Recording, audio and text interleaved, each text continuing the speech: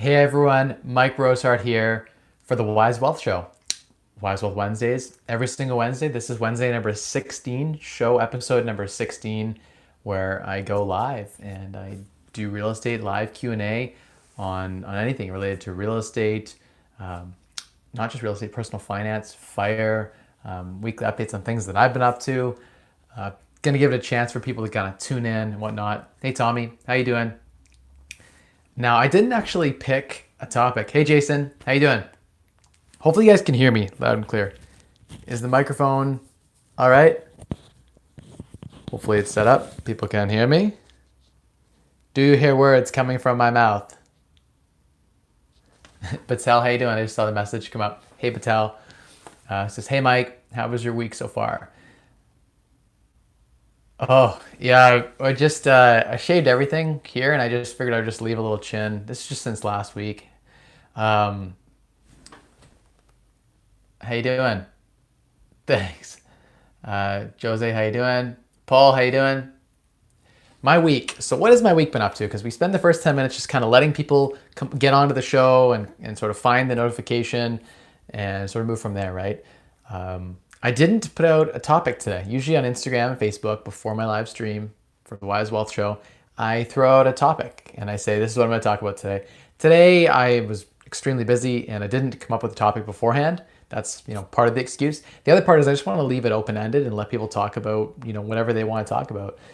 What have I been up to this week? So it's been a busy time. My partner in the real estate property management business is flying to China right now. So he's off on a flight to China. And so all of the logistical issues that typically fall to him have now fallen to me. And we're looking to hire an employee, or two actually right now. So we're looking to hire a full-time, bring on a maintenance guy who's going to be our full-time maintenance dispatcher. And then we're also looking to bring on a property manager dude.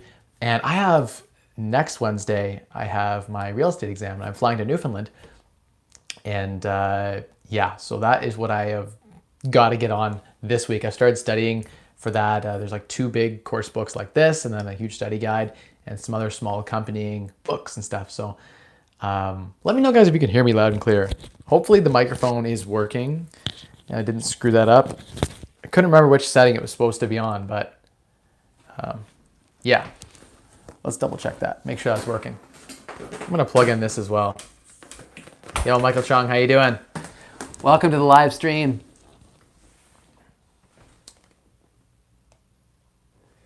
You guys are all on? Can you hear me? Someone let me know that this microphone is working.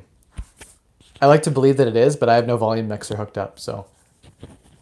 Yes, thank you, Michael. Thank you. So I had the exam. Thank you. Thank you, guys. Better here. I have the exam next week. So that is going to be so much to do because I'm taking all the workload of my partner and managing all of his properties, all of my properties. You guys know this, but I have like 30 properties that we're managing, including his, our companies, and my own. And 30 properties is a lot. If you have, 6 tenants in each property, I have 180 tenants that I'm now responsible for. And all those messages, even if you have to collect rent, for instance, from 180 people, they all send e-transfers with like weird passwords, like, what is my favorite movie? And it's like, I got to come up with, like, look in the messages and find out what the password was from last month and this month. And 10 people don't pay, like 20% don't pay on time. You have to message them. Even like the good students or the good tenants, they'll forget. And you just got to remind them like, oh man, I didn't realize it was the first. I'm so sorry. Let me send that right now. Even that small interaction of like 5 minutes on the phone with them or a quick text can become a huge thing when you have 180 of them, right? 180 times 10 minutes comes 1,800 minutes. So it just becomes, everything's multiplied like bazillion times. And we're renovating a lot of the properties that you guys know I was buying a property a week. And so I've now had to close on a lot of those properties that we bought, right? And you know that I did close on one last week. We're on, I think, deal number 13, or we're going to work on number 14. If you include my house hack. Hey, Uncle Steve, how you doing? Welcome to the stream. Getting into your first question there, Paul. And we'll talk about it in a sec. So we're talking about what I've been up to and all this, and I've been trying to study for the exam next week. And then it's one of those things where I've just been inundated with messages and requests, and we've had little problems come up at all the properties. Everything from, we've got like a sewer root issue we got to get dealt with. we're gonna have to deal with like little things. I'm renovating a property. Like this morning, if you check my Instagram, you guys can see that someone like stole a little bit of stuff and threw like a rock right into the window. So that's not great in East London. I haven't done a lot of ranting or a lot of talking, and I want to do a video just on this because a lot of people in London are. I have to be careful of how I say this because there are a lot of people in London who are pro East London and pro like Old East Village. And like Old East Village, by the way, has come up a lot from where it was 10 years ago. 10 years ago, you'd be walking the streets, you see someone shooting a needle right in their arm.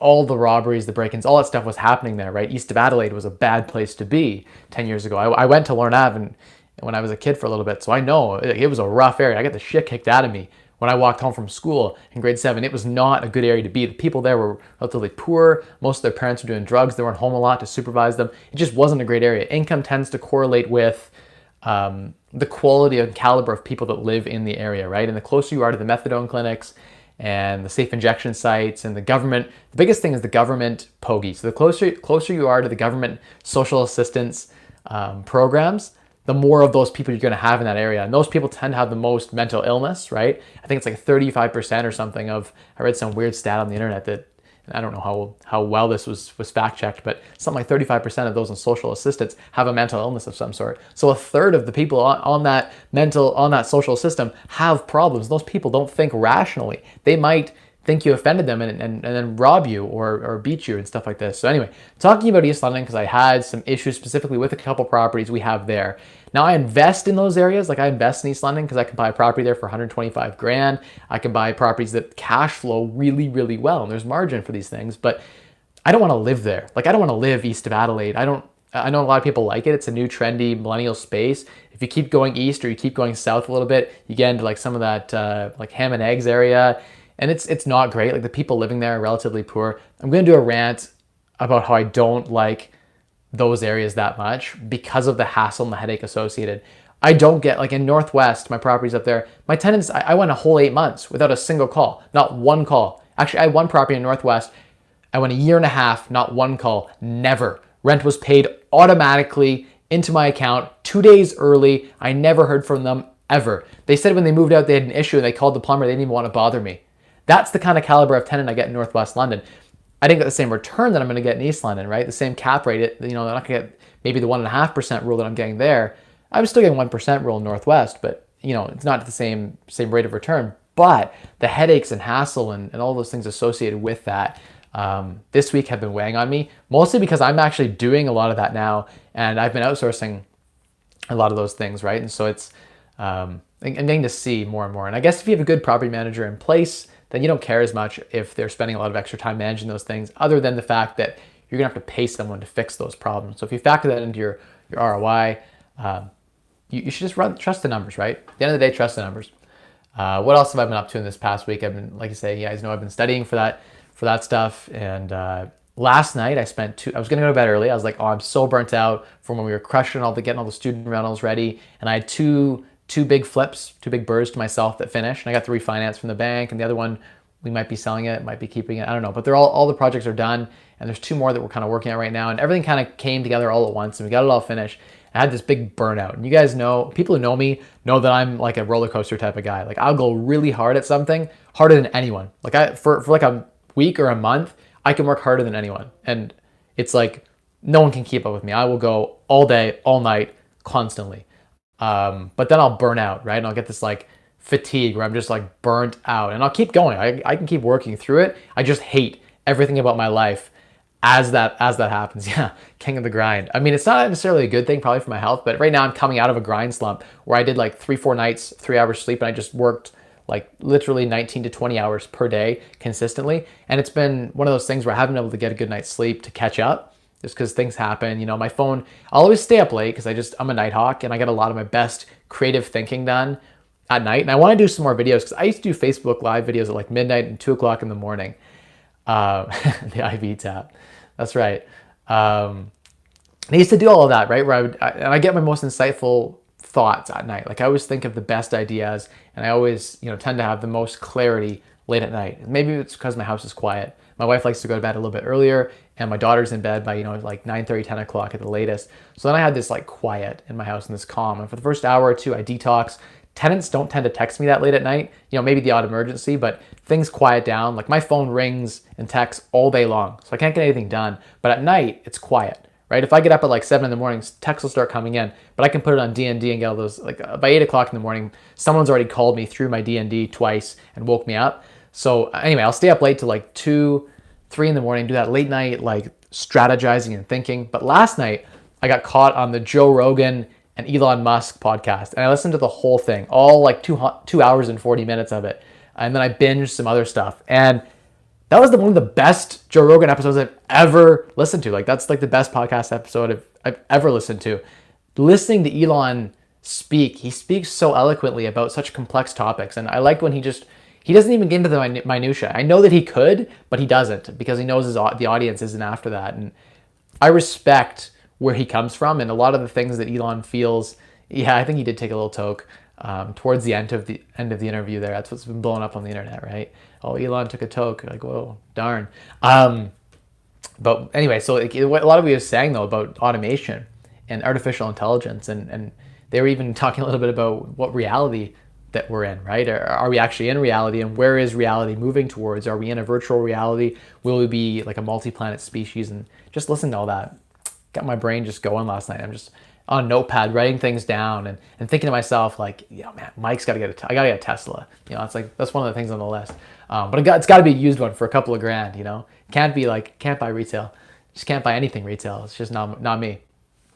But yeah, great episode. And I finished that thinking to myself, I don't know how I got on this line of thought, but I'm going to Vegas. I'm really excited for that. We're going to Matt McKeever and Jeff Wybo's mastermind session where they rented out the whole hotel there, and it's just gonna be like this awesome mastermind session, just us in the whole hotel, this boutique place there in Vegas. And I've been thinking about it. I'm like, wow, maybe I should really take advantage of this and do some other stuff too. Maybe I'll take a road trip and stop and meet Mr. My Mustache, or maybe after Vegas, maybe I'll go to California, go to LA, meet up with meet Kevin and Graham Stephan, and do some videos with them and tour around some of California, and then come all the way back down to Canada. And I have someone I'm coaching and mentoring, and they're going to come back, I think, with me. I'm going to show them kind of what's going on here in London, Ontario with the operation. And then on the 23rd of September, I have an intern that's going to be starting, like an unpaid intern mentorship. So I'm going to trade value for value. They're going to come, maybe even live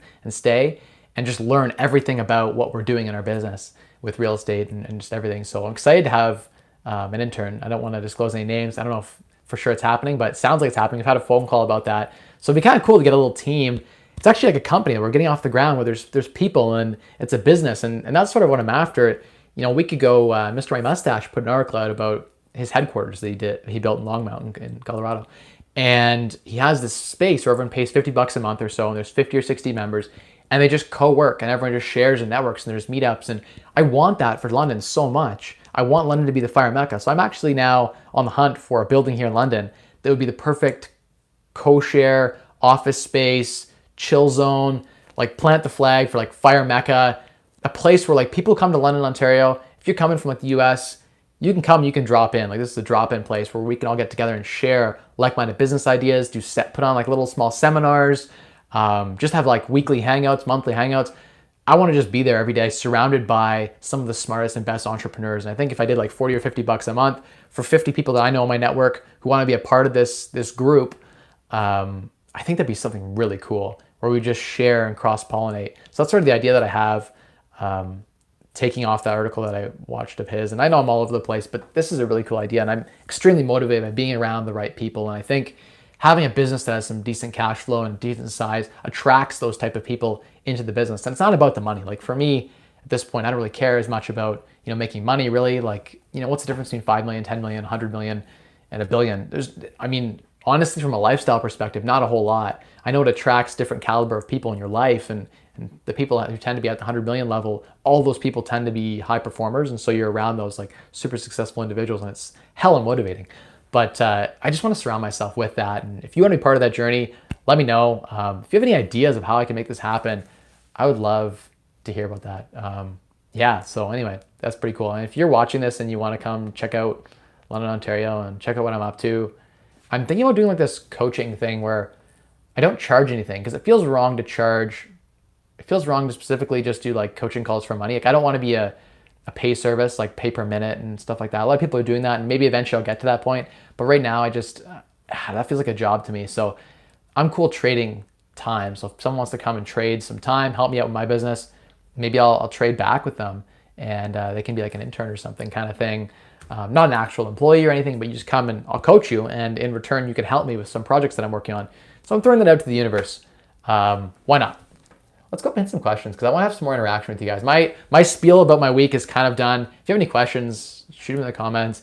I am looking at some deals still, but I'm not as heavily and actively searching for a deal right now. We're still catching up on a lot of the backlog and renovating a lot of these properties. Then I'm going to go burst hard again and buy 10 more properties. I am staying consistent with my goal in that it's going to be in waves, right? Like I'm going to buy on average one property a week, and I've committed to that to you guys as of like, I think it was July 1st-ish. I kind of committed that on a live stream, and I'm going to stick to that. One property per week. We're going to build a real company, a couple hundred properties, and be real. But it's just one of those things where we're definitely gonna just gonna keep growing, and so it'll be in batches probably. But let's hit some questions up. I saw some great questions there, and I'm gonna hit them all up. Let's do it. Okay, what are your thoughts on using HELOC and some cash to do a BRRRR and refinance after a couple months? So Paul GTI, good question. I am a big fan of using a HELOC to invest or using your personal residence for investment purposes. So getting the equity out of your house, right? That you still own the house, so it's going to keep appreciating at the same rate. So you're not really, the money's just sitting there, so you might as well touch it. It's the opportunity cost of that money just sitting there. You might as well pull it out for 3% and invest it. So big fan of the HELOC. Home equity line of credit is a HELOC. Big fan of taking the money out, registering a HELOC. HELOC is flexible and variable. The nice thing is you can do something called the Smith maneuver. So here in Canada, interest on your mortgage where you live in your personal residence, if you don't rent it out, is not tax deductible as it is in the States. So if you take a HELOC and you take the money out of your HELOC and you go invest it in a rental property or go invest it in stocks or any business, but ideally take it right out of your HELOC and then you lever that up again 5-to-1. So you take 100,000 out and that buys you 500,000 in real estate. Then ideally that 100,000 now, that down payment, if you'd use cash to buy that property, you wouldn't get any write-off. Your cash gives you no tax advantage. But if you use the HELOC, the equity in your own home, and all those interest payments on your HELOC, on your new mortgage, as long as you can show that you've taken the capital from your house, from that mortgage, and moved that onto another property or another investment vehicle, you can show that direct move, then all of the interest on your now house you live in has become tax deductible.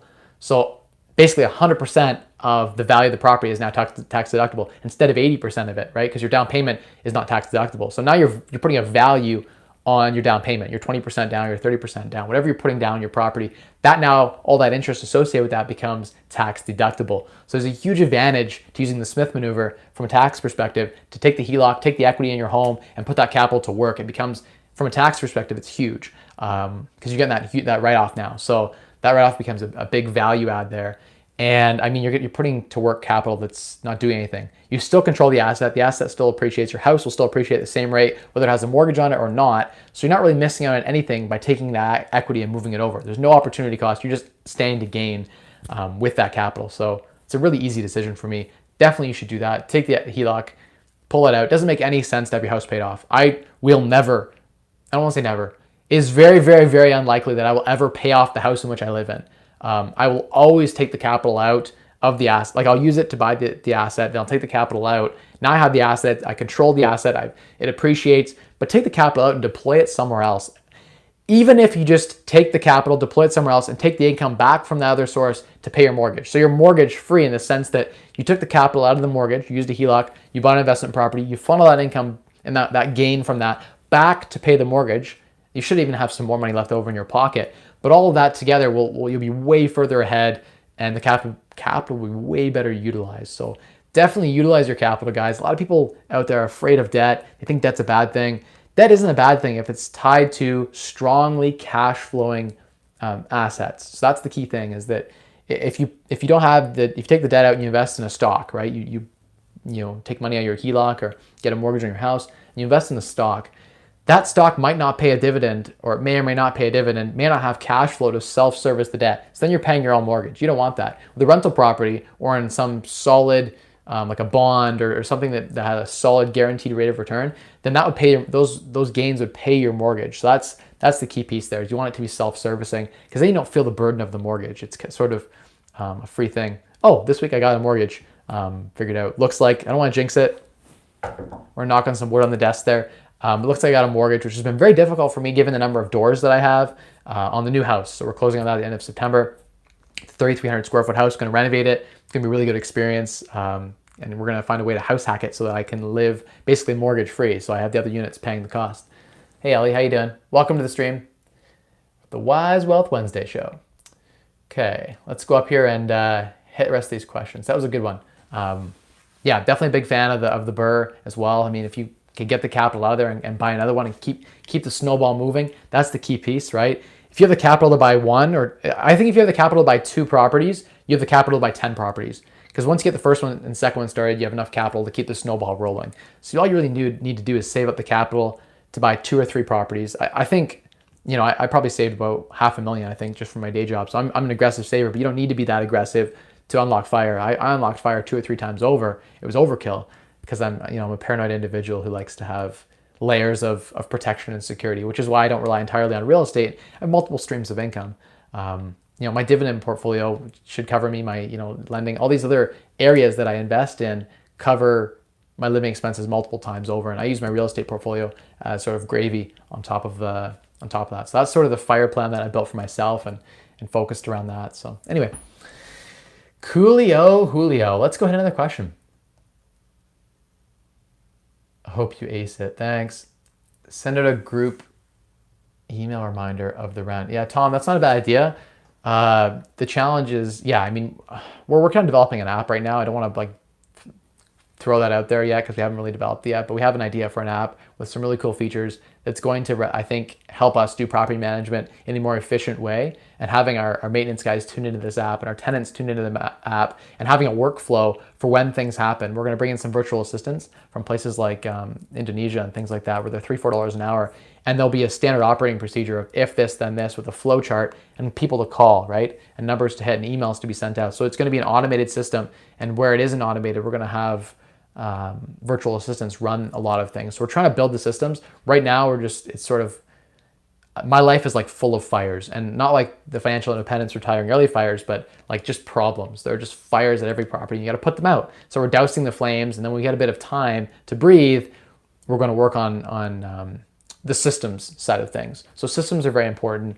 Of course, innovation, and I think building systems that allow for automation. Automation is the key thing that doesn't exist a lot in the construction industry, because it's a very difficult industry to innovate in. A lot of people fail. The business of doing construction is a very, very difficult one to thrive in. Property management is also a difficult one to optimize. There are a few out there that have,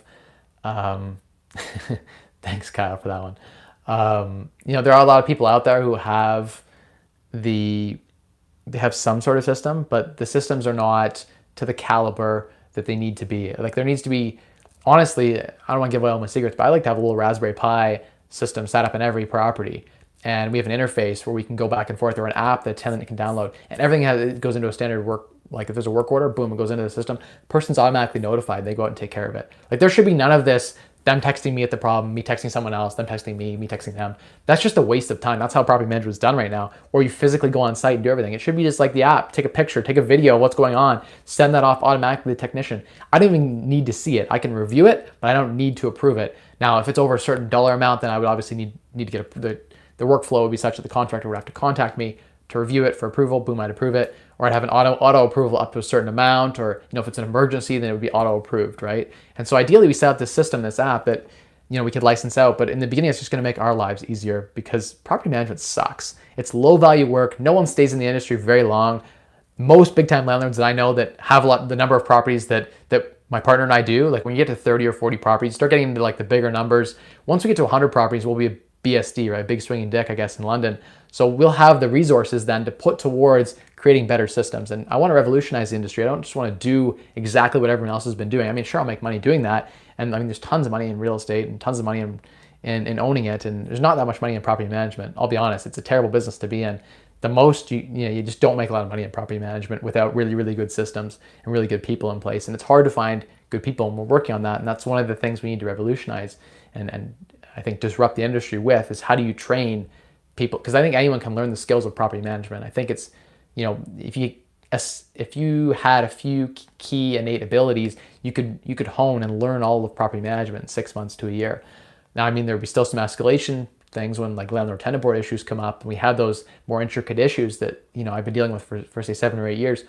But I think that anyway, I'm gonna get off this tangent and keep going with the questions, because I could stay on this rabbit hole for a while, and I don't want to give away too much of what I'm doing, and you guys probably don't find it that interesting anyway.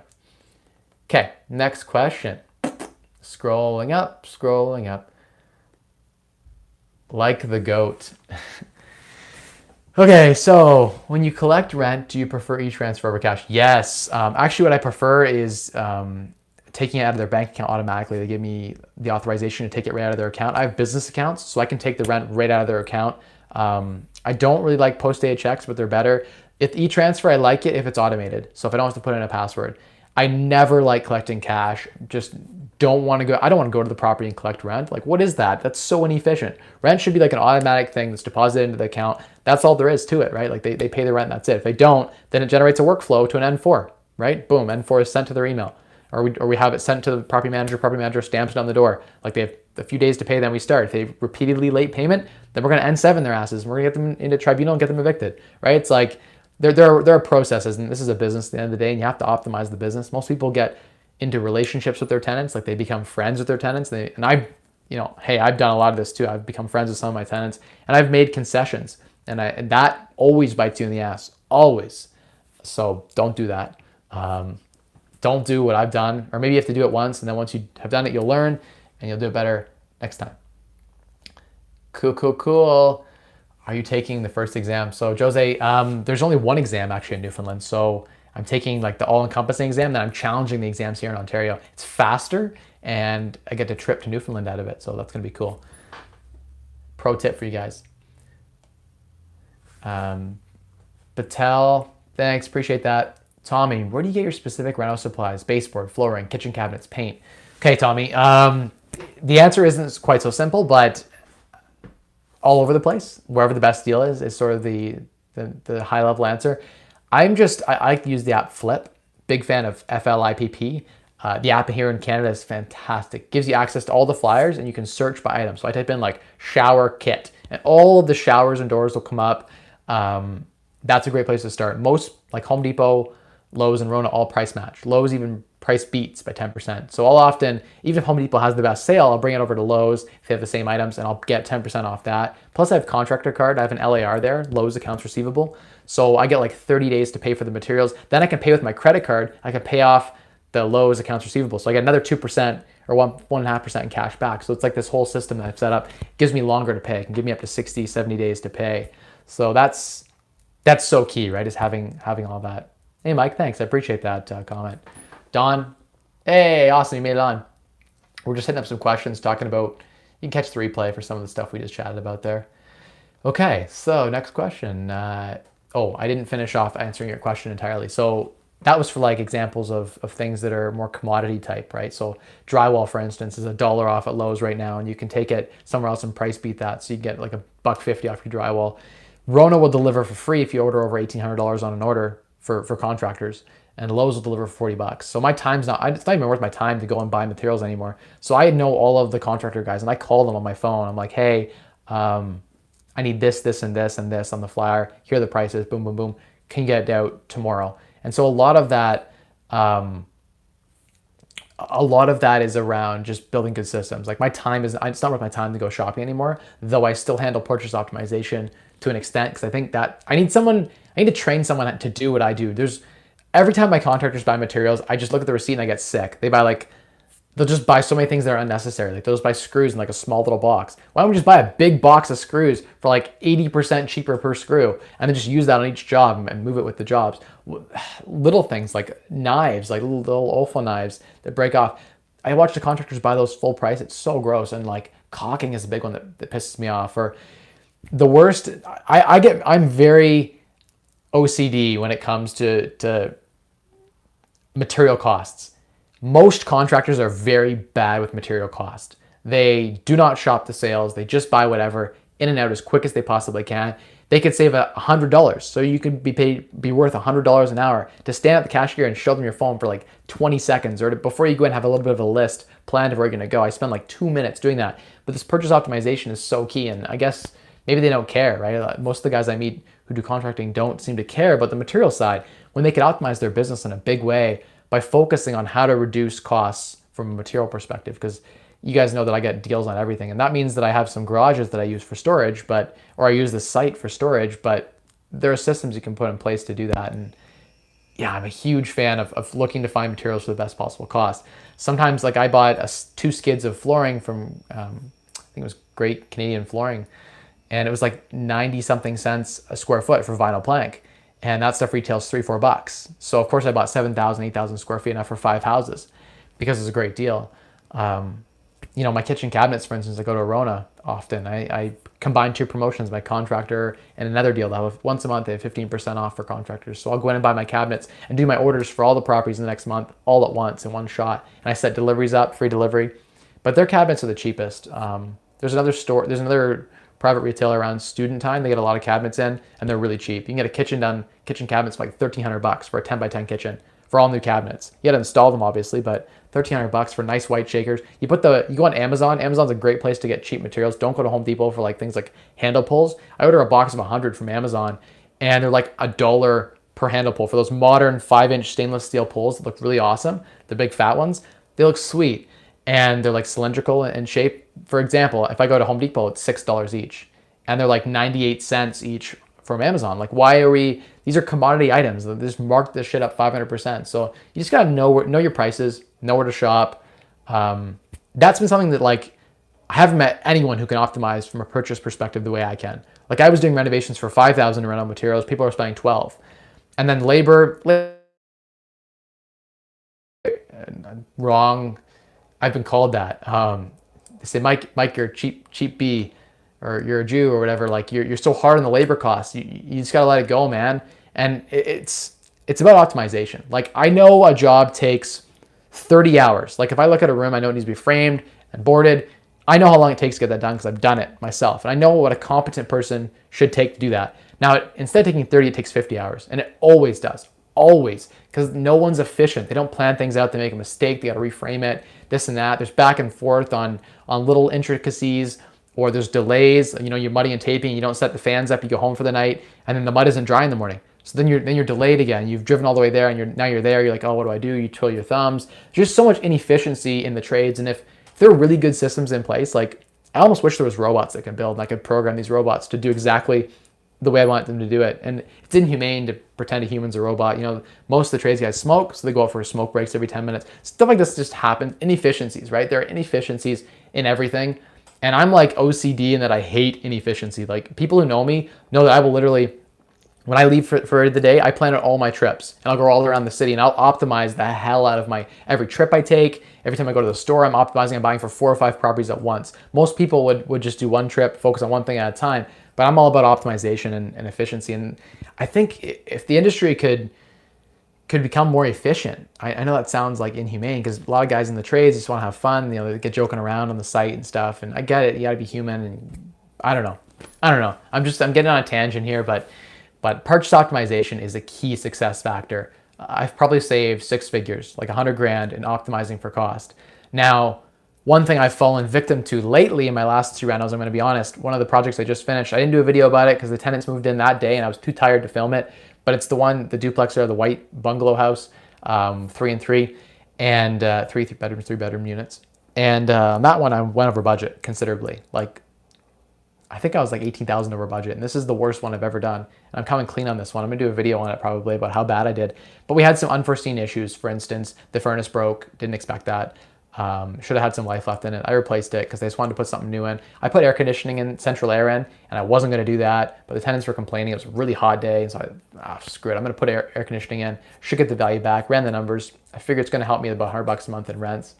I did a lot of little things I shouldn't have done. I spray foamed everything where I maybe didn't need to inject spray foam into the walls. I went overkill on a lot of my renovation, and I finished things very high end. Like, I did some high end upgrades. on the flooring and the trim. I did like 11-inch baseboards in the main unit because I had 10-foot ceilings. I wanted it to feel really ambient. And the tile I upgraded, the 12 by 24, it's called the Wall Street Ash color. It looks freaking amazing. That shower looks so good. But I spent probably $500 more than I needed to on that shower. I could just put standard tiles in. Now I did that because I wanted that pop. I was thinking from a flip perspective. I was thinking what is going to maximize the resale value, and I should have been thinking for cash flow. So I went over budget on this project considerably. It's one of the worst ones I've ever done. It looks beautiful. Like, don't get me wrong, the place looks amazing, and I'm sure someone else would do it for 100. And on that project, I had to let go a staff member. Someone working with me for a year. He's an independent contractor, but we had to cut the ties and sever the contract. Some major issues happened that cost me a few $1,000s with the foundation. So a number of things went wrong in this project, and I learned a lot from it. So, hey Paul, how you doing? Yeah, just reflecting on a project I did, some of the things I've learned from it, and yeah, I mean, a lot of it comes down to building relationships with the contractors to get things done. Because if you're very robotic about things, even though it's a more efficient way to do things, you'll get less done. They'll steal from you more. They'll be less likely to show up and put in overtime. Because sometimes you need someone to stay there for an extra 6 hours, or an electrician comes at 8 in the morning. You need someone there to meet him there. You need that guy there to do that. And so you have to build relationships with people. And I don't know, on labor costs, I like to do by the job now. And that's the way they like to do things now. That's the big learning piece. I was doing salary and by the hour and all this kind of stuff. And now I do job price, because at the end of the day, I can very clearly say this is 800 square feet of flooring. I know that should be $800 to install. So they are paid for the work that they do. Hourly can get messy, right? Maybe they did some other tasks. I'd rather have a conversation about those tasks and say, hey, if you're gonna do these things, give me a price, then I agree to it and done. If they just go ahead and do things, sometimes they send you a bill after you don't want that. So that's where things can get crazy with contractors. And that's sort of my rant for my learning outcome for the last 3 months on that project. Okay, let's hit some more questions. We talked about purchase optimization, so important. Where was that question there? I'm gonna make sure I didn't miss anything. So I talked about flooring, baseboard. Cool tip for baseboard. Well, I have a million little cool tips. Like, of course, I have a Sherwin-Williams account. They deliver the paint for me to the site, and they give me I buy hundreds of gallons of paint from them, so they give me a really good bulk price. Now, I used to open different accounts and use the first time you buy like 20 gallons, you get 50% off. So I was using those coupons like crazy and opening different accounts and different friends' names. Every property investor, I'd open an account with them and make them buy the 50% off paint. So we were getting paint for half price. Now I get paint for like maybe 25% off flat. Now it's not my best price, but I called my rep. He will literally bring the paint to the site like now. We ran out of a 5 gallon of wall. I need it there now. Before, with the other way, I had to bring the coupon into the store physically, and I had to physically go in and grab the paint. That was a waste of my time. My time's more valuable than being a runner, right? So I don't know. If I could train someone to be me, to know the little ins and outs and the quirks, like for baseboard, for instance, a lot of people go to North Pole Trim. I hate North Pole Trim. Their price is terrible. A lot of people order there. They love the trim. I'll go on this flyers and find 70% off trim at like Lowe's, and they had this like flat stock trim, and it was like 6.5 inch or flat stock. Most saws can only cut 7 1/4 unless you get the 10-inch saws, so it's easier to cut, and it's square. So you put it together on the square, so you don't have to do the weird miter cuts. Nice and square. And then I buy casing on the top. I bought it for 10 cents a linear foot. Like North Pole would be like 10 times that, like 1,000% more for this price of trim. But you put these two together, you get the 7-inch, you get the 3-inch casing. Now you have 10-inch baseboard. 10-inch baseboard's like, we're talking like $8 a linear foot for the really high-end stuff. I can make that really easy. I put the two together and put a bead of caulking between them. You get a really cool design on top of the flat stock. I just created 10-inch, it was actually 10.5-inch effect of trim in baseboards, right? All around the house. Gives it a really good look with a 10-foot ceiling. It makes it like pop, and you get those huge, awesome trim pieces, like the modern baseboard, right? That to replace that in an old house, you want to do that to give the historic feel. That, for instance, I get that done for $1 a linear foot. If I were just to buy the 10-inch, we're talking, and the labor difference is not much, by the way. Not much difference in labor. Couple hours max. We're talking like $50. And linear foot, and on a 500 linear feet in a unit, I'm going to save maybe $5 a linear foot. That's $2,500 just on trim with one hack, knowing how to put two pieces of trim together to make that like a nice flat stock, and then putting a nice piece on top. And don't cheap out and get two pieces of baseboard and put them together. It looks tacky. There are ways to do it that don't look tacky to get that high-end finish. Same with like IKEA countertops. You get that look of the faux quartz. I'm big on Kijiji too. Like If I can convince, I usually convince them to bring it to the site too, which is the best. And e-transfer makes things so easy. I'll say, hey, can you bring this range hood over? I'll give you your full asking price, whatever. Or I'll negotiate on price and then say, hey, I'll give you $20 to deliver it to site. They deliver it to site for me. I get sometimes new in the box. I got a stainless steel range, new in the box, regular $300 on for like, I got $80 on Kijiji, and they delivered it to site and I just e-transferred them. My contractor accepted it. So you can set up little optimizations and things to optimize your purchases. That will save you thousands. Now, you'll still make a ton of money in real estate without doing any of that. Like I know a lot of real estate investors do really well and don't optimize for purchases at all. They let their contractors buy everything and they just pay retail price for everything and whatever. And you can do that. Now, why wouldn't you be more efficient if you could? Especially if you can find a way to do it without wasting so much time. So, and in the beginning, I would say like, in the beginning, you don't have a lot of money, but you have a lot of time. Most people have time. So in the beginning of your journey, time is something you can sell and you can sell it to make more. So why wouldn't you do that? Those guys who are watching who are just getting started in the industry, your first couple flips, why not learn how to maximize things? Michael Chong, yes, he's a big fan of Rona and IKEA. Yeah, Michael, I'm a big fan of Lowe's too for certain items. I hate Home Depot for almost everything. There are like 4 items that I buy at Home Depot that are better priced. Lowe's used to be really good for electrical. Some of their plumbing stuff was better priced. Their floors are not a good price. Rona's way cheaper. Their cabinets are way cheaper. They used to be cheaper at Lowe's. Then they changed the line that they had. The Arcadia series used to go on sale. Be really good quality shaker style front. Really, really nice. Nice wood shaker style on the front. Now I'm doing the press board, like the foil style. You can't tell. It's a shaker. It's just like a chocolate look at Rona, and Rona's the best place right now. That doesn't mean it's going to change later. Like I'm all over the place. I'll go wherever the best deal is. But yeah, I mean, my paint, I don't buy any paint, for instance, from anywhere but Sherwin-Williams. Sherwin's got the best price and the best service, so that's where I go. And if that changes, I mean, that might change tomorrow. I might switch over to Dulux if they gave me a better deal, but right now that's where I'm going. So that is the benefit of a property manager, definitely. I've got an IV on tap for you. This is when I get most of my work done. Yeah, Tom, exactly. I mean, you get a lot of work done, I think, at night, right? The late night thinking, late night strategizing, when things are quiet, you can get the chance to really think and sit down and strategize. And so this whole road trip thing is something that came out that night and that evening. And some of our ideas with the app we want to build and some of the ideas for expansion come late at night. And yeah, so that's what's good, I think, for me. Everyone's different. Some people like to wake up really early in the morning and some people don't have kids, so that works out well for them. If I get up early in the morning, I start making noise, my daughter gets woken up at 6, and then she gets into a routine of waking up at 6 every morning. So we just don't want to break that routine of her waking up at like 8:30, 9 o'clock. It's a lot nicer when she wakes up later. Do you pay extra for better quality rental products? Benjamin Moore Paint versus Seco and Bear. Tommy, yes and no. Depends on the project that I'm working on. I'll use like the contractor grade stuff from Sherwin to save money. It covers usually an extra coat.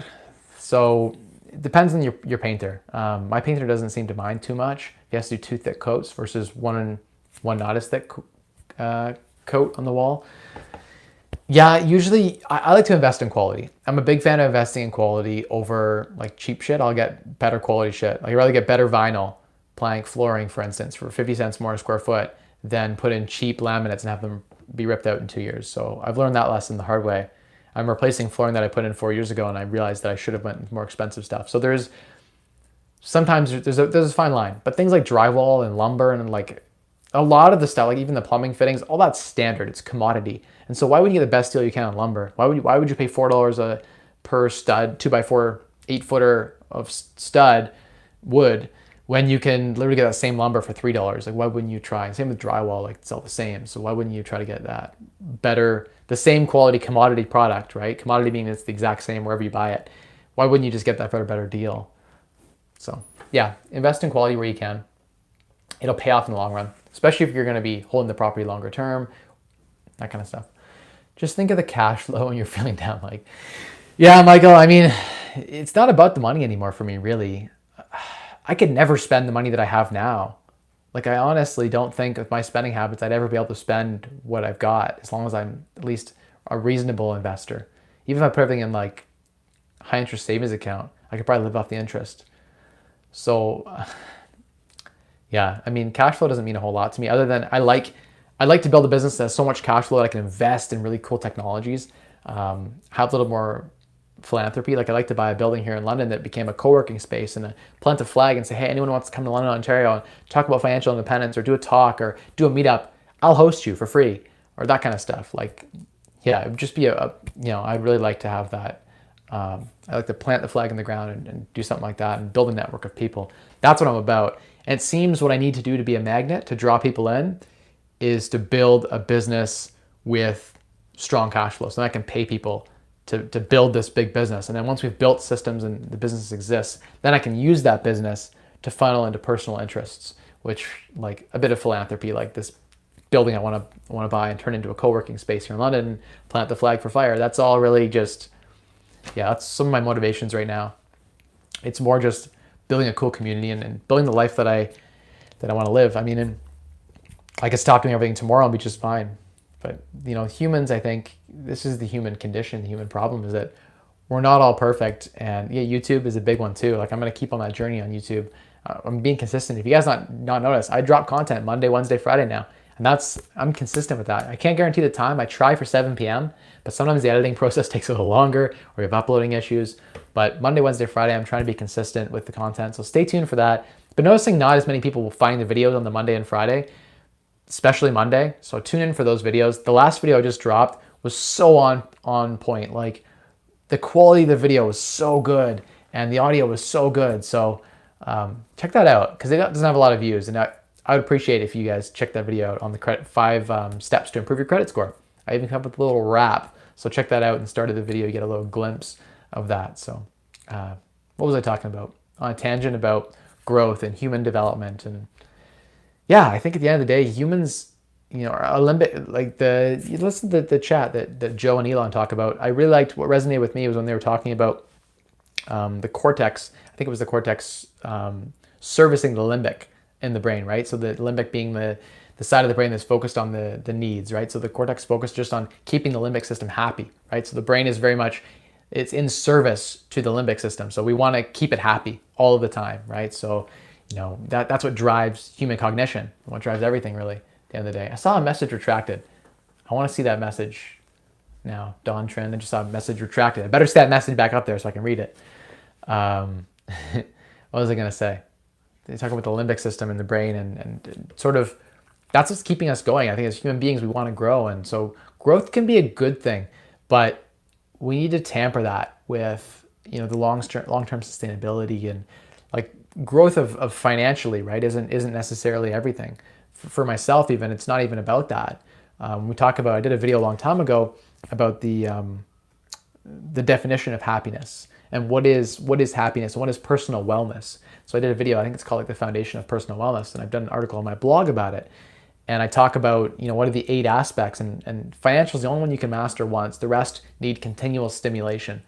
For instance, like spiritual, emotional, physical, all of these things will fade, right? If you don't exercise that muscle, it's gonna deplete. If you become like Arnold Schwarzenegger and you stop going to the gym, then you're not gonna look like Arnold. You're gonna shrink, right? It's one of those things you need to work at every single day to ensure that you kind of continually grow and I don't know, growth just feels good. Like to be happy, I think to service the limbic, even like all the money in the world, if you give me $1 billion, that wouldn't solve the other 7 areas, right? The other 7 categories. You need to have balance and you need to have harmony in all these other areas of your life. And so that's what's about for me. I enjoy building businesses. Like as much as I complain about, dealing with the tenants and dealing with all the problems, I really do at the end of the day enjoy building a business. And I enjoy working with people and I enjoy, all of those things that go along hand in hand with that. And so, yeah. Anyway, let's hit some more questions because I want this to be more interactive. Will you JV with Grant Cardone? I don't know. Maybe. Can't say no. Okay. Yes, YouTube is definitely garbage dump that will purge your time. Yeah, this is true. Good point, Darius. Good paint goes a long way, but you don't have to have the best. That's right, Tom. Yeah, paint and primer in one is nice too. You can just get a cheap primer too and prime the walls and then just paint. So, I don't know. Elon's the boss, the Roadster. Thanks at Michael Chong. Tommy says, I know Mike likes IKEA and Rona. Just wanted to know about specific products, if he specifically looks for certain products. Yeah, so I think I got into a lot of that a minute ago there. Mike's Info RV all over the country. I don't know what RV stands for. I maybe just having a slow moment here. I may very well become a Canadian citizen. Maybe. If you are, that's sweet. Do it. Do it, Darius. Akira Kondo says, how do you feel about getting hard money loans to buy from a wholesaler to live in and remodel and then refinance with the traditional mortgage and pay off the hard money? So yeah, I know people who do that. I have done strategies like that myself. I borrowed the entire down payment from hard money. So you could do that, totally do that. If it gets the deal done and the deal is sweet enough, there's enough gravy there, you can do that. As long as you're quick to put the traditional mortgage on at a good interest rate, because private money is very expensive. So you're going to pay 10, 12% at least to borrow the money to get the deal done. So in a short time horizon, the reason flippers, like mostly people who flip properties, use hard money to finance their deals because there's a lot of paperwork associated with getting a traditional mortgage. And once you get a certain number of doors and a certain size, and if you're a flipper, the banks don't want to touch you. They don't like flippers. They like holders, like cash flowers, because flippers take a lot of risk, right? What if I know a lot of flippers who have done deals that lost money. So flippers usually will have like 10 deals in a year. One of them will lose money, and the lender doesn't want to be associated with that one that loses money, right? There's a lot of risk with the flipping model. So the reason most flippers use short-term debt, like private money, is because it's easy. They don't have to do a lot of paperwork and they can get the deal done. And for a 2 or 3 month period, 2.5% interest versus 12% interest, we're talking a couple $1,000s. On a $50,000 margin deal, $2,000 is almost nothing. So the argument could be made that you should there's a good case, I think, for the argument for a flipper, that they should spend their time instead focused on they get the hard money in. It's easier, quicker, pay a little more money, but focus on finding more deals. So doing 20 deals instead of 15 with cheaper debt. So that's sort of, I guess, as you get bigger, you need expensive debt. And sort of talking about debt now that we have, it's just top of mind for me. I'm thinking about it. That is, I think, the number one greatest risk factor we have as real estate investors here in Canada, because our debt is very short term. Like we don't have 30-year fixed loans like they have in the US. In Canada, we're on like the biggest you'll find is like a 7-year. Most people do 5-year fixed or 2-year fixed, 3-year fixed, 4-year fixed. So when things renew and we know prime's creeping up, we're going to see interest rates go higher. What we're going to see is properties that don't cash flow. And so when properties don't cash flow anymore, we're in a totally different game. We're back in the 80s and 90s. Back when apartment buildings were given away. People would beg you to take their mortgage over just because they can't service the debt. You imagine your mortgage payment triples. If you double your interest rate on your mortgage payment triples. So $2,000 mortgage payment becomes $4,000 a month. And at that point, you're in a cash flow negative situation. And unless you've bought some of these mutant properties that we bought I did some stress testing and would still survive, another percentage or two increase on prime. So unless you own mutant properties, which are like abnormal unicorns, and 85% of the properties in London by design can't be unicorn, right? Have to be in the top 15% to be a unicorn mutant. So the other 85% won't. And that's going to lead to a pretty big recession, I think, in real estate. And that is the biggest catalyst for a recession, is interest rates rising, because cash flow and rental properties would drop. Most of what's fueling the market right now has been cheap debt, and it's fueled the market here to highs. And as long as the interest rates stay where they are, rents have gone up really high too. And so the prices actually make sense. Like here in London, the rent to price in a lot of areas of London still make a lot of sense. And so they're not overvalued by that metric. In Toronto they are, in Vancouver they are. Those markets need a correction. So by correction, I don't necessarily mean that prices are going to drop. I think, rents just have to come up, right? Or interest rates have to come down, or something has to give so that our property taxes have to come down, or something has to change. Utilities have to be, come down. Something has to change to justify, the current situation of things. So yeah, that's what a correction means. Something's going to correct. Likely it would be price, but it doesn't have to just be price. It could be a multitude of factors that come together. And if rents do come up and people can, if the market and economy is strong and incomes have been tending to do fairly well, I think, a lot of people I know still have great jobs, great paying jobs. And so those people can afford higher rents. So rents coming up, people will still be able to afford. And the social assistance programs in Canada here are some of the best in the world, especially if you have kids. They give you like $600 a month tax-free cash for each child you have if your income's below $30,000 a year. I had a tenant with face tattoos apply to one of my rental units who had $6,000 a month after tax income. I had a lawyer apply on the same property. You have doctors applying that net of taxes after their 49% tax, they were netting less than a loser, scumbag, face tattooed loser with 6 kids.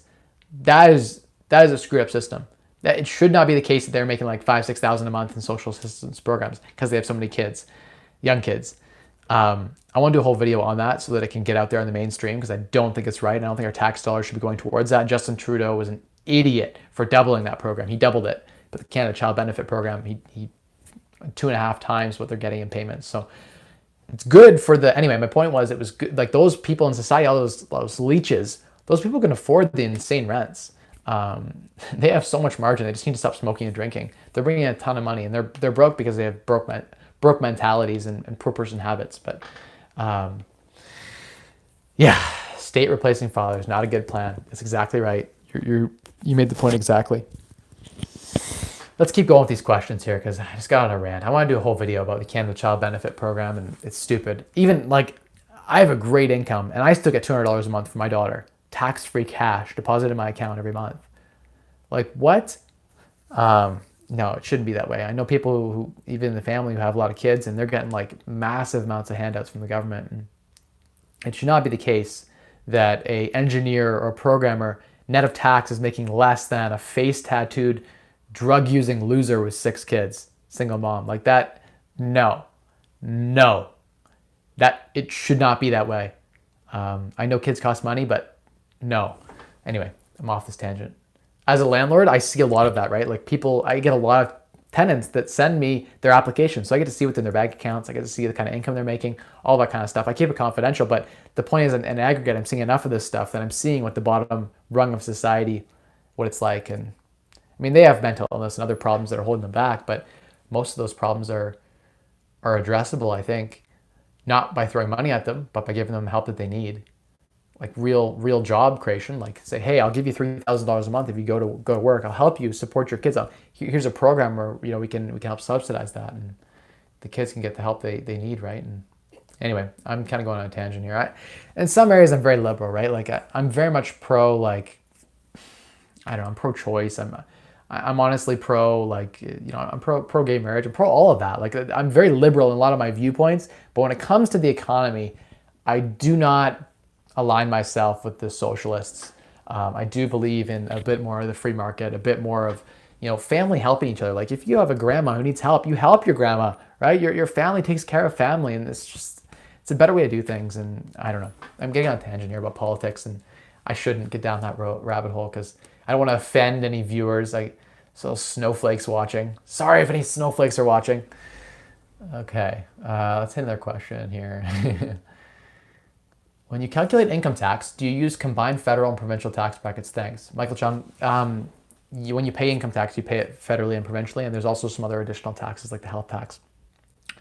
Yes, when I talk about a 49% tax rate, I'm talking about both provincial and federal. The max rate is around 50% in Canada, but the average tax rate is much lower. We have a progressive tax system, and I could do a whole video just on that if you guys wanted. I did do a video on tax a while back, but anyway, no one watched it because it had a bad thumbnail and I didn't have a good camera back then. So let's talk about the tax system. So if you have an individual, by the way, don't get married from a tax perspective. There's no income splitting advantages. Do not get married in this. You can each have a primary residence tax-free if you are not common law and not married. So keep separate addresses. Do not get married, even if you're married. Get married in another country like Costa Rica and then don't declare that here. There's no tax advantage to being married. It's a misconception. Do not do it. I'm married. It's terrible from a tax perspective. You actually get, so the reason I was talking about that was because the first $12,000 or so that you earn is tax-free. Both is about $11,000 or something in the provincial, and then federal about $12,000. So the first $11,000 or $12,000 an individual earns is tax-free entirely. Now, I'm going to also say I'm not a licensed CACPA. I did take that stream in school. I did work at KPMG, and I did do tax returns. I didn't finish my hours, and I did not finish my schooling, so I'm not a CACPA. I jumped off ship because it was a lot of work, and I took a job that paid better and allowed me to focus on real estate. So I could be a CACPA right now. I was working at a firm that would have given me the CACPA. I did take all the courses at Ivy, so I have like audit. I took all of the financial reporting courses. I've done it all. But anyway, I'm not a tax accountant. I'm not fresh. Like those courses I was taking in like 2011, 2012. So my knowledge in the tax code is only pertaining to myself. And so it's not really legal advice. Do not sue me. But let's talk about how the system works, because most people think it's just like you pay 49% tax. No, it doesn't work that way. We have a progressive tax system that as you make more, you go into the next bracket. And so the first $12,000 you earn, it goes into the first bracket pool. And so it's like 12,000 times zero tax rate, nothing, no tax. So the first $12,000 anyone makes, even if you make $100,000 that year, the first $12,000 you made was tax-free, zero. If you're a couple and you each have that income, you each have 50 grand, you have 100 grand together, or you can figure a way to income split using a company, because you can still use that. I still share all my income with my wife because she's on my rental property. So I give her my income. We sprinkle if I make 200,000, it's 100,000 each. Tom, you're right. It is boring. But people need to understand at a high level the way it works, right? So like the first $12,000 you earn has no tax, right? And then the next, whatever bracket, I'd have to look up what the brackets are now, but somewhere around 20 something thousand, I think, or 30,000 roughly. I have to go look at the brackets now, but that's at the next tax rate, call it like 18% or something. And so it gets progressively higher, up to 49%. So what happens is your average tax rate, what you're actually paying in tax, your effective tax rate, is more like 20 or 25% for the average Canadian. So the average Canadian really pays like 20% tax, 80% is net. If they have some education tuition credits left over, they got some rental properties with a lot of renovations they can use in a given year, because they've been doing the BRRRR strategy. So they didn't sell the property, they just did a whole ton of renovations. So they should be operating at cash flow negative in their first year or two of buying a rental property. So those can offset your income. So you can have a 3 to 5 year period where you're working towards FIRE, like I did, and pay no tax.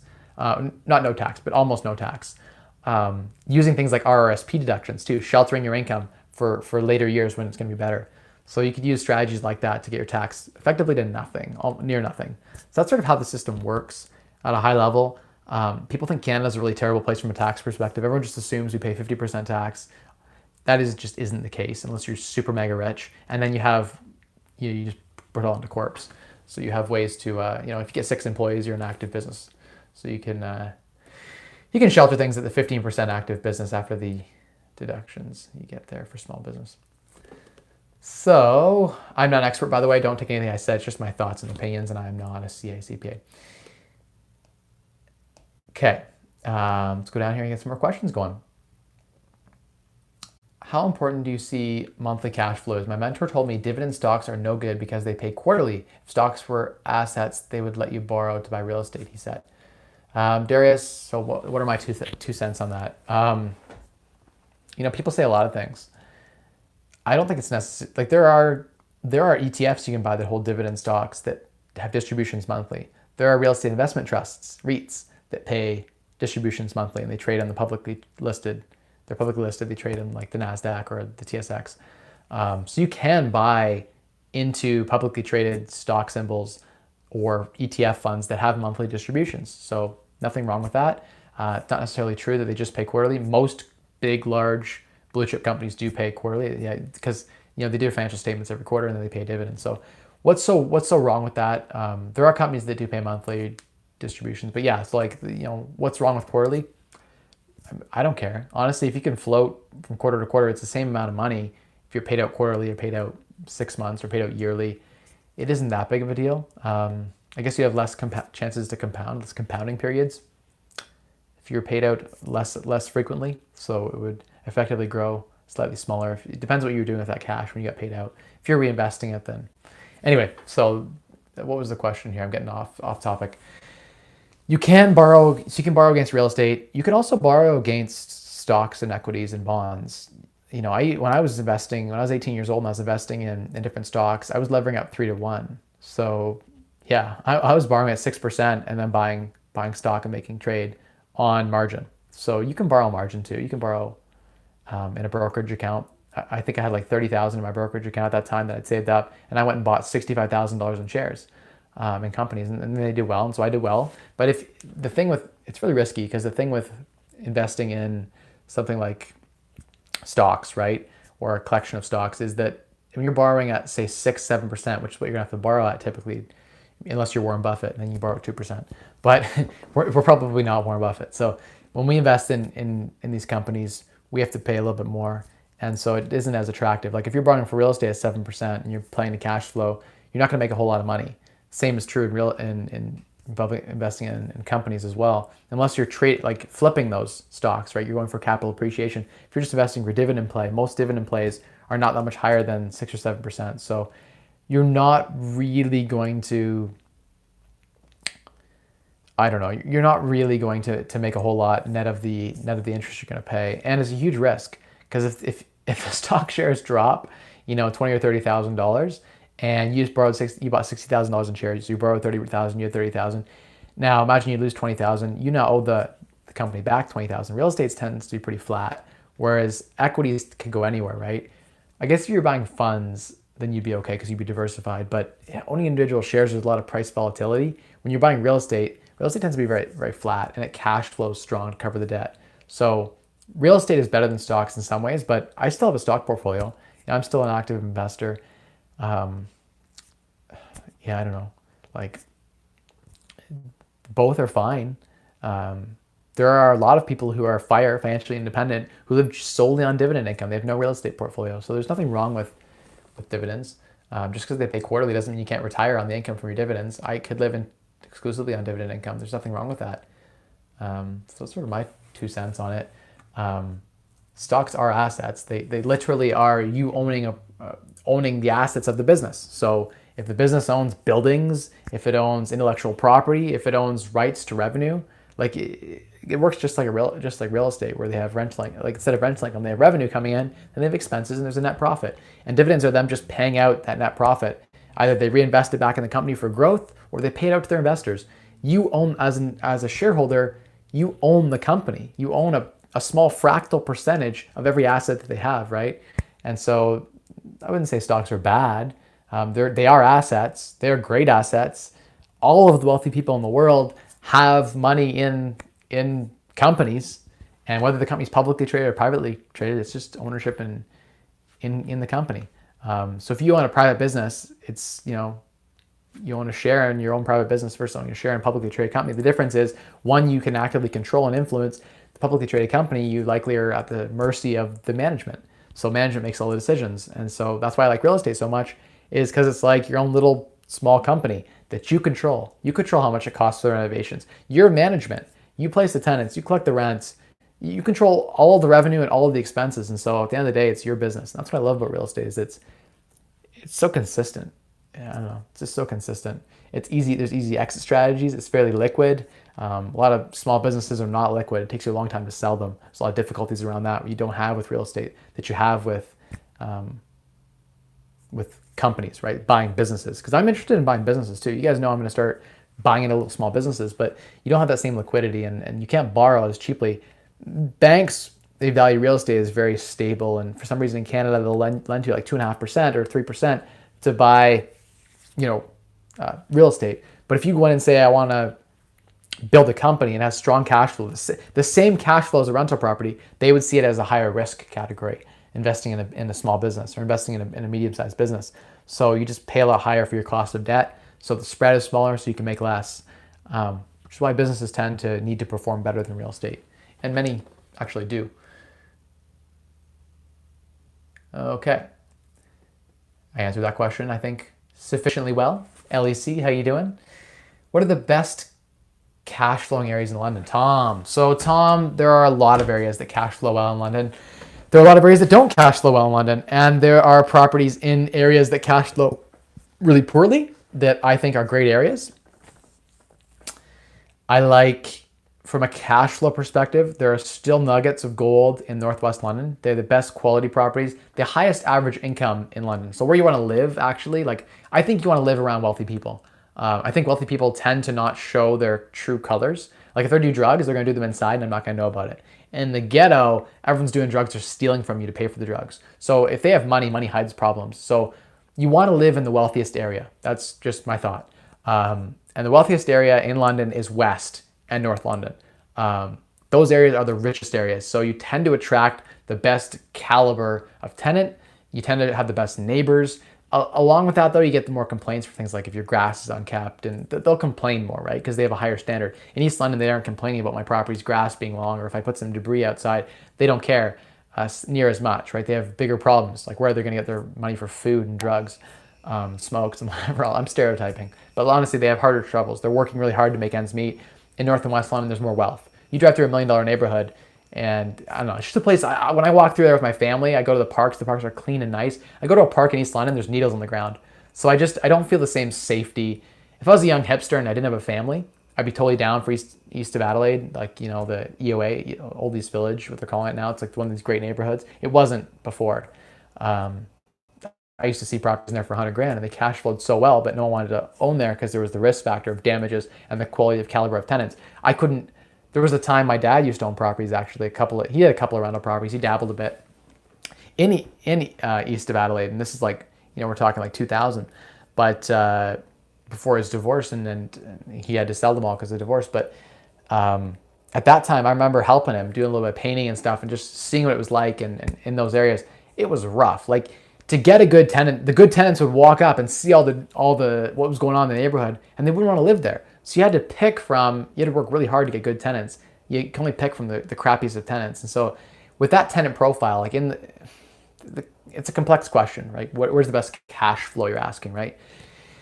And cash flow is net of expenses. So the reason I'm going on this long preamble is that in those areas you have higher gross revenue, gross rent to price ratio is really good, but you have additional expenses associated with tenant turnover, right? Increased tenant turnover. When a tenant turns over in those poorer areas, they don't spend the time to send a cleaner in to clean their unit after they're done. If they break something, they know you can't sue them because they're broke, and so they just disappear. You never find them again. They don't finish, you know what I mean? They don't finish cleaning things up. And in a good area, people who have something to lose are the kind of people you want to do business with, because people have nothing to lose. If I'm working with a tenant that has nothing to lose, they could just screw me tomorrow. I try not to swear on here. They could screw me tomorrow because they have nothing to lose.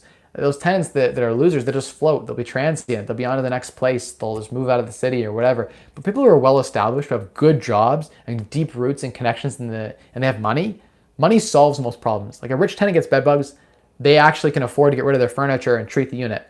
So wealthy people, my wealthy tenants that have got bed bugs, they dealt with that problem. They got rid of all the furniture. And when I spray, it gets done. I have a house right now. Sorry, tenant texters came in.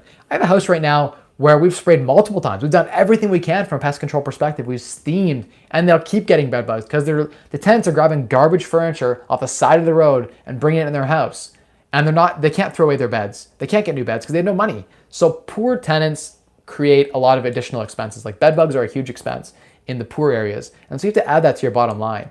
The same way, those tenants tend to have more problems, more drama. Their boyfriend gets mad and punches a hole in the wall. All that stuff tends to happen at a higher rate in the bad areas of town. So in East London, there's some pockets in East London that are really bad.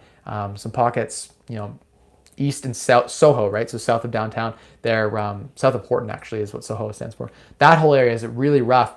They've been pushed out of east of Adelaide, sort of north of Dundas. Used to be a really rough area. They called it EOA. Now it's called Old East Village. They've rebranded and renamed the neighborhood, but it's pushed and it's gentrified a bit and pushed those. Cool. It's kind of pushed those tenants down into Soho. To answer your question, in Soho, they got some great cash flow. Old East Village is not cash flowing like it was because now it's a good neighborhood and things have caught up. There are pockets in East London, like all the way down Hamilton Road, where you can find a ton of cash flowing properties. If you get into the student that's single family. If you get into the student properties, like you get into Fanshawe College and Western University, there are pockets where you can get a ton of cash flow because the student strategy can work really well when you have a number of bedrooms that allow you to cash flow. Like a 4-bedroom house versus a 6-bedroom house has a huge difference in cash flow. So that's something to consider too, is how is the layout of the house, right? There could be 2 properties in the street that 2 houses look identical. One had a basement that when it was built was 6 inches higher. That house is going to cash flow twice as well as the other house. So small little variations can have huge impacts. Like, one house, has 2 extra square feet on the addition they put on the back, and that becomes a bedroom. In the other house, they had to make it a laundry room because it was just 2 feet too shy to make it a proper bedroom. So, it's one of those things where it varies so much. It's hard to say there's one area that's better than the other because I buy properties all over London. It is difficult to cash flow in North London, specifically around Masonville there, unless you're doing like a strategy where you've got really good student rental or you can Airbnb, because the Airbnb does really well in that area. And there are some condos there that are exempt from any regulation. Some townhouse land, vacant land condos that are really cool. It's a really cool strategy. You can avoid the rental licenses entirely, because townhouses are you don't have to get rental licenses. There's no rental license program. They don't regulate that. So there's no fire inspections. There's no property standards coming through, shitting on your parade, telling you 5 bedrooms rental, no more than that. You can't more than 5 students. You can put 6 or 7 students in if your condo manifesto allows for that, right? Their charter allows for that.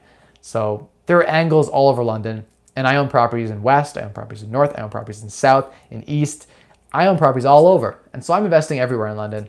But yeah, it's hard to answer the question. There tends to be better cash flowing better rent to price in East London, for sure. Like east of Adelaide, all the way, and south of downtown, all the way, most of South London before you get into White Oaks. There's some pockets there with some really nice houses in South London. You get down to Lambeth, some really nice houses there too.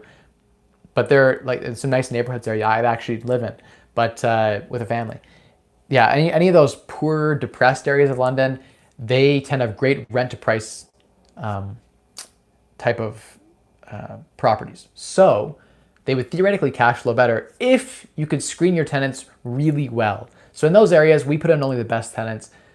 We don't want to put in tenants. We'll inherit tenants when we buy the property for a good deal that have bed bugs and issues, and we'll get rid of those tenants and phase them out. But put in really good tenants. Invest in quality people. Like I have to do business with my tenants, so I want to pick my customer. And my target customer tends to be someone who can pay their rent on time. They tend to be someone who works for a living. They tend to be someone who's got, I have a certain profile of who I want to target as my customer, right? And I'll deliver certain things to that customer to ensure that I attract that person into my property. I don't want a lot of the people that live in that area, so I have to pick, the A-level tenant.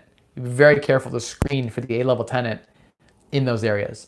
I tend to just avoid smokers. I tend to try to avoid pets. I tend to try to avoid a lot of kids.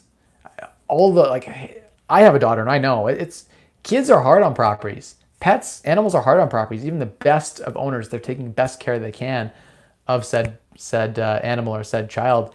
It can be tough on a property. So especially when they have challenges with income. So when they don't have a lot of income, they're working really hard, and they're not home a lot. It's hard for them to manage the house and take good care of it. So I don't know, that's sort of a tangent, a rant. I don't know if that answered your question, but I guess all over London. Depends on your tenant profile. Depends on what your expenses are going to be. In those worse areas, you get better rent to price. So your income's really good. You theoretically you can have 1.5% real or 1% real property that net of all the issues and the problems of the property, you could not cash flow very well because it's having a lot of issues. So I don't know. It varies. It varies everywhere. Okay, let's have some more questions here. App is a cool idea. Thanks. Appreciate that. What percentage of someone's portfolio should sit in the bank at 0.0012% versus letting it gain 8% with an ETF or any other option? Darius, do not have cash sitting at 0.0012. You can open a high interest savings account and have access to cash right away by putting it in like a Tangerine high interest savings account. And my cash sits at 2.6% interest. So that's the minimum, that's the floor. If you're getting less than 2.6%, I mean, why are people investing in bonds that pay 2%, treasury bills? Well, they can just put in a savings account in a bank where it's CDIC insured up to $100,000 per bank. Yeah, that's your floor. Your emergency fund should be like, it depends what your risk profile is. So if you have a lot of properties versus not. If you're, I guess if you had a lot of properties, I'd want to have 1% of the purchase price of the property in an emergency fund. So whether it's a line of credit or in cash reserves. I like to also have cash reserves available for like a couple deals. So I keep more than I probably should. I have probably 25% of my net worth almost in cash. And when I say cash, I mean sitting in a high interest savings account making 2.6%. So at least it's beating inflation, making a little bit of money for me. But yeah, I mean, it's sort of up to each individual. I would say you don't need a huge emergency fund if you don't have a lot of properties. If you have no properties and you're not after any opportunities, why you have any money in cash? Like, you just have a line of credit for like 5 or 10 grand. It's there for emergencies. And you can liquidate some stock, some ETFs, and buy buy off the debt. So that'd be my thought, is use a line of credit as your emergency fund, so to speak. But yeah, do not have your money sitting in a checking account. That's not smart. You should have your money working better for you. And I'm one to talk because I sometimes have my money not working very well for me. But that's just because I'm a big optimizer, but it's because I keep my cash available for deals. And I value having the ability to execute on a deal anytime I want as extremely valuable. If I can move on a property tomorrow, and that to me is very, very valuable. Having access to lines of credits and stuff like that is super valuable in the business that I'm in. So percentage of portfolio, if you're talking about portfolio, I would say 90% equities, 10% bonds. If you're looking for an asset allocation, that's ideal. And then within those equities, you should be diversified in many different sectors, including emerging markets, high growth, utility companies that pay solid dividends, some lending stuff, tech, commodities, all the different sectors.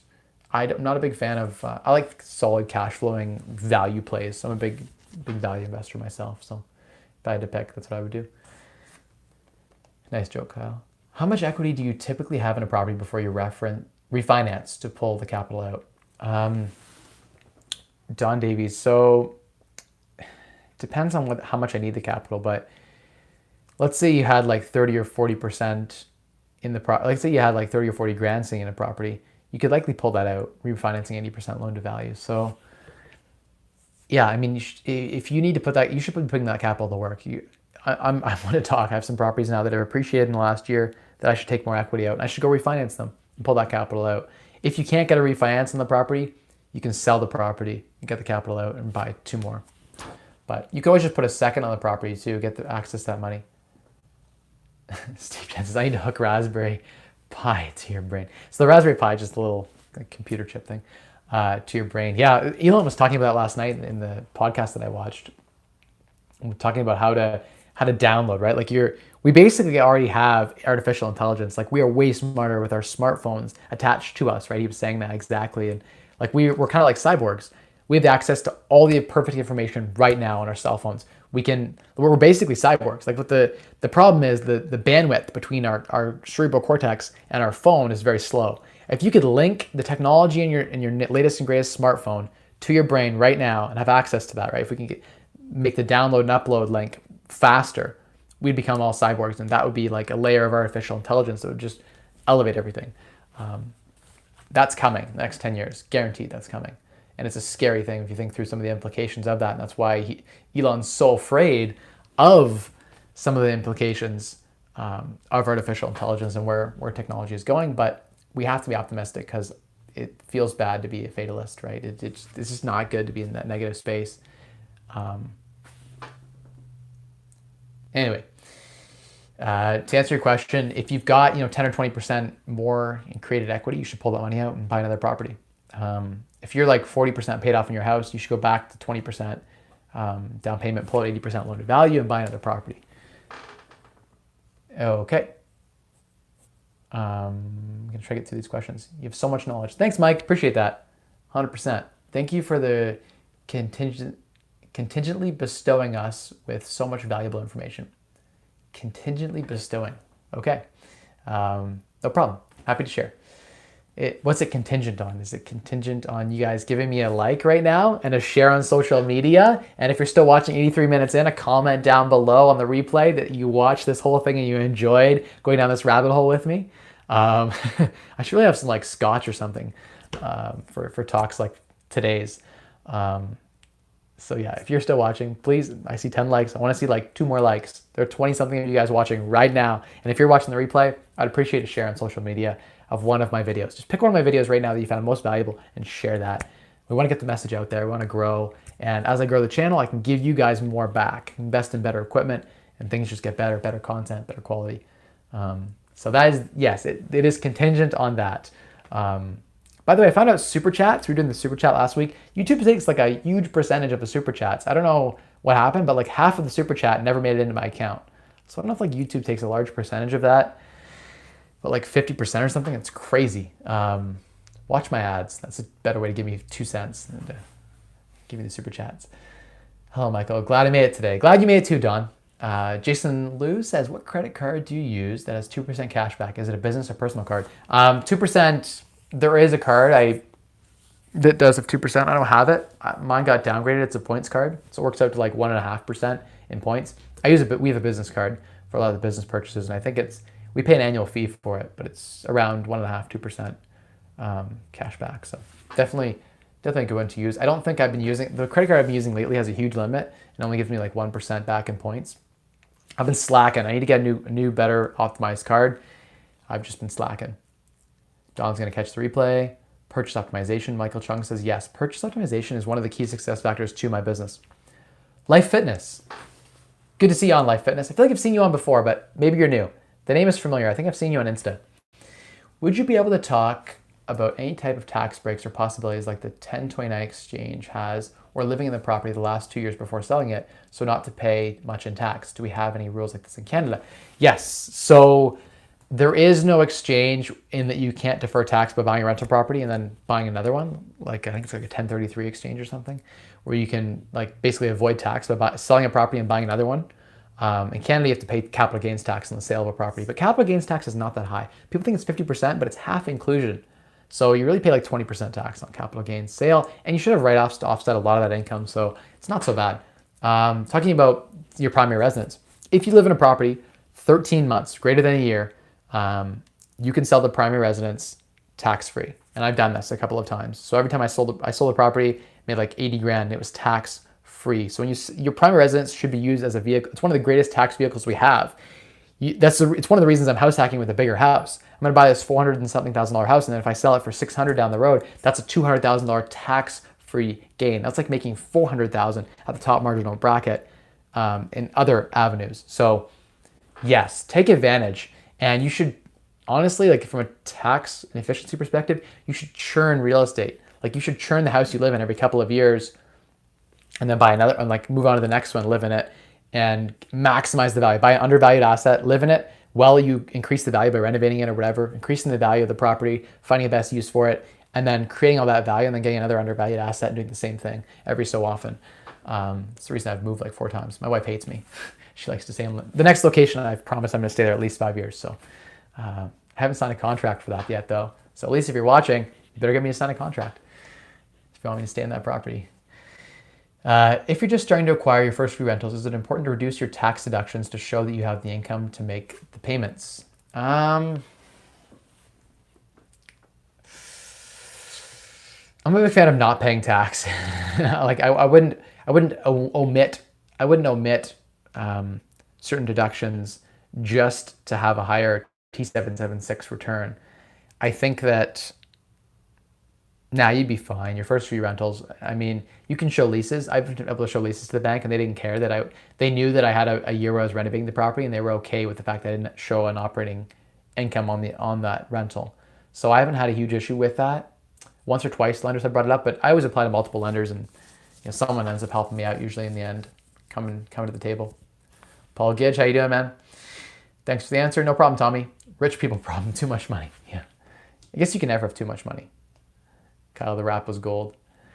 Okay, there, Don. I finally got the comment. Hopefully it's the 2 that you retracted. This is the message. I'm doing a renovation project of adding 3 bedrooms in the basement. I have to dig in order to meet the building codes. Do you know how the process of this? An estimated cost of 850 square feet basement. Don, you're talking about underpinning the foundation. So you crack up all the concrete, you underpin. Basically, you have like a footing, right? A foundation wall. When you underpin, you go below the footing. And so you need the structure of the house needs to have the strength. So you have to come in usually like there's a certain amount, you have to come in a certain amount of inches for every, whatever, depending on the size of where you're going, whatever. So effectively you lose square footage. So like if this is the floor plan of your basement, right? If you had to underpin, this is your foundation wall right now inside, your underpinning makes your foundation like that. So you've got like a 1 foot, you can't dig the whole basement down. You have to dig in, like go in a foot and then dig down. So you do lose square footage underpinning. If it's not done properly, you're gonna have water leaks, you're gonna have problems. So do it properly. Underpinning is one of those things you can actually screw up your footings and you screw up your house. You get some caving and bowing of the wall. Don't cheap out. This is not something to cheap out on. Do it properly, do it right. It's very expensive to dig down. It almost is cost prohibitive to do. Depends on your situation. You have to be more specifics. But here in London, I've never found a property where it made sense to underpin. you're better off, you live in the house and you're just a single family residence, you're better off to not meet the codes.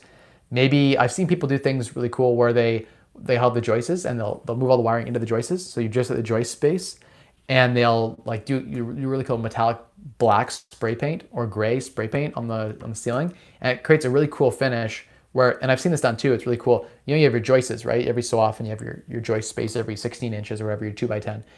Up in the joist space, they would drywall. They put all the ductwork up there, and they would drywall, and then expose the actual joists. Now that's kind of cool, and you do like a fire retardant paint on it, and that's kind of cool,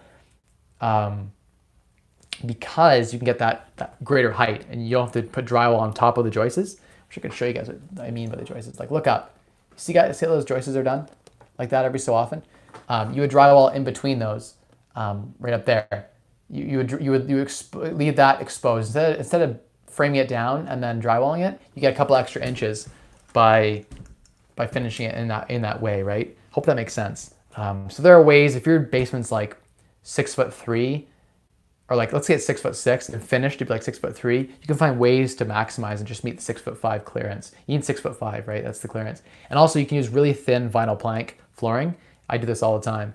And thanks, Michael. Appreciate the $2. That's awesome. Super chat. I love super chats, guys. Unfortunately, YouTube's going to take like half that, but we're supporting the YouTube. We're supporting YouTube, so, and it's cool to get a super chat. Every single one, it's cool. I'm not getting a super chat. I really, really appreciate that. But yeah, talking about the joists and how there are a lot of techniques you can use. Some people have a 6'5" basement. They think I can't finish this. The inspector will never let me finish it. But there are strategies like I said, drywalling in between each joist, putting a piece of drywall in between each joist. It's more labor intensive, but it does work. Do I got to go for bath time? Okay, I got to go, guys. It's bath time. I'm out in the tiny house, so she came out to tell me that I have to come say goodnight to my daughter, and that is really important to me. So yeah, service the Limbic. Yeah, that's right. I know child benefits give you a lot of money, but $6K a month. Forget real estate. I'm going to get me some kids. That's right. That's right. Doing real estate to make $6K a month to retire. Ridiculous that Trudeau doubled that. Thanks for sharing. Yeah, I'll do a video just on that. Paul, Jenny, hey, what is the potential partnership when you're used for a mortgage and a deal with 50% take care of house? So Parth, typically like bringing the value of a mortgage to the deal, no capital, is worth 5 or 10% of the deal. Depends how much you value that mortgage, I guess, would be the answer. We should check out my 2 videos I did on joint venture partnership to learn about the triangle of how you structure a joint venture partnership. Hey, Mike, would you ever do a private real estate investment company like a Cardone Capital of sorts?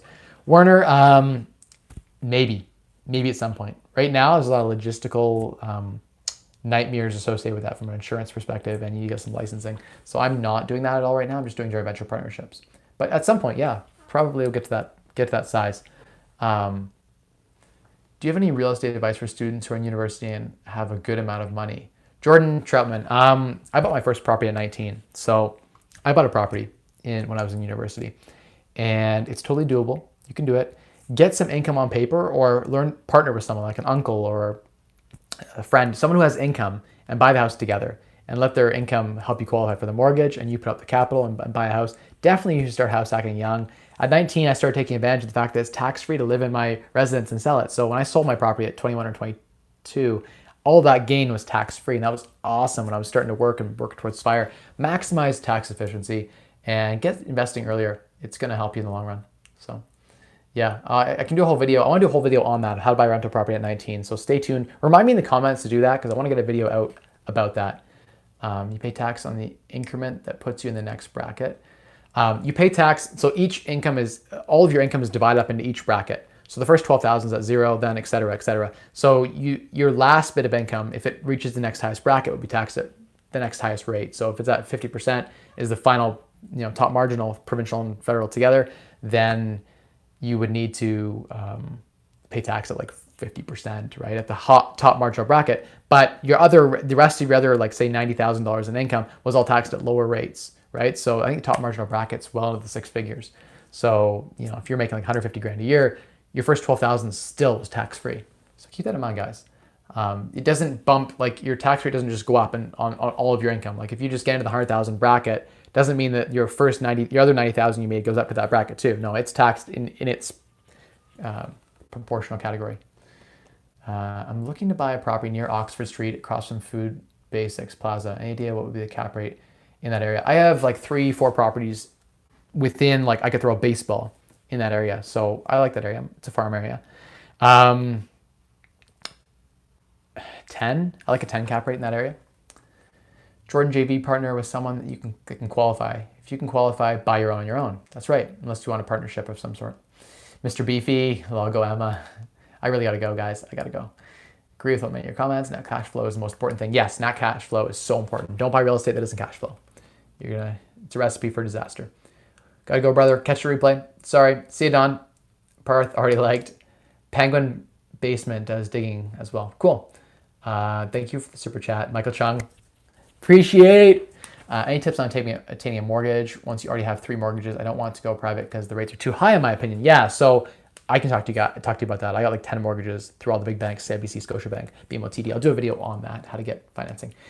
Wish you the best in the exam. See you next week, guys. I will see you next week. And guys, I will be in Newfoundland next week. So I will be maybe a couple minutes late, but I'm going to be shooting from a hotel room. So that'd be really cool. I have the gold membership there, so I'm going to get the upgraded internet. It's going to be really sweet. We'll be live from St. John's, Newfoundland for the next Wise Wealth show. So anyway, guys, as always, spend less, earn more, and maximize returns to unlock a wealthier you.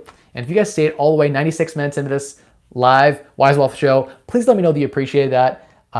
Would really, really love to see those comments down there, and it just gives me motivation. So if you appreciate this and got value, please share it, like, subscribe, and hit that notification bell beside the subscribe button to get notified when I drop videos, because I need more people watching the videos to give me motivation to make more content. We need more views for me to be motivated, so give me those views, guys. Thanks, everyone. Really appreciate it for tuning in, and peace.